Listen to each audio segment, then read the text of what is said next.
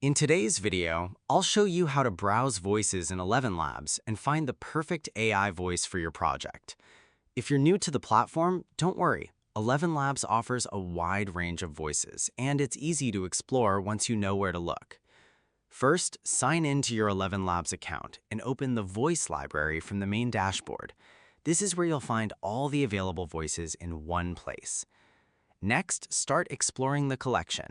You'll notice that voices can vary in tone, style, accent, and overall speaking personality. Take your time to compare a few different options. If search or filter tools are available, use them to narrow down the results. This can help you quickly find voices that match a specific language, accent, or speaking style. When you find a voice that interests you, play the preview sample. Listening to the sample is the best way to understand how the voice sounds before using it in your own project.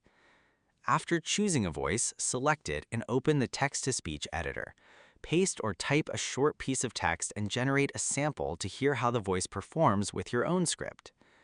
If the result isn't exactly what you're looking for, simply return to the voice library and test another option. Comparing several voices is the easiest way to find the right fit. Once you've found the voice you like, you can start using it for videos, presentations, podcasts, tutorials, or any other content you create.